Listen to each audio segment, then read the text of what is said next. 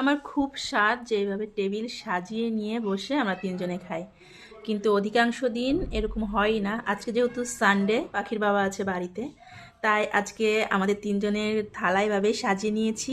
আর যেহেতু আজকে একটু স্পেশাল ডিশ বানিয়েছি, তাই স্পেশাল প্লেটেই বেড়ে নিয়েছি। আর এই যে আজকে আমাদের মধ্যমণি মেটে আলু ডিমের চচ্চড়ি। জানি অনেকেই হয়তো বলবে এটা আবার কি অসাধারণ রেসিপি, কিন্তু ওই যে সানডে মানে একটু স্পেশাল কিছু করতে হবে। তো আজকে ঝটপট একটু আমাদের মেনুটা দেখে নাও। দুপুরে কি কি মেনু রেখেছিলাম। পাখির জন্য রেখেছি সাদা ভাত, সঙ্গে একটা ডিম বয়েল করে ভেজে নিয়েছি, যেহেতু ওর যদি ঝাল না খেতে পারে।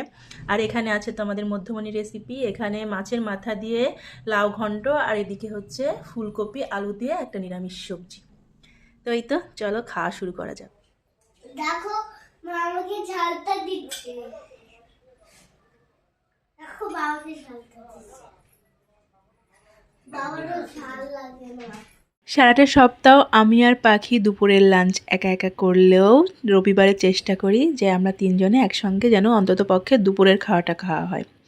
আসলে রবিবার হলে কি হয়, হাজারটা কাজ পড়ে যায়, সেই রবিবারেও কিন্তু একসাথে খেতে বসা হয়ই না।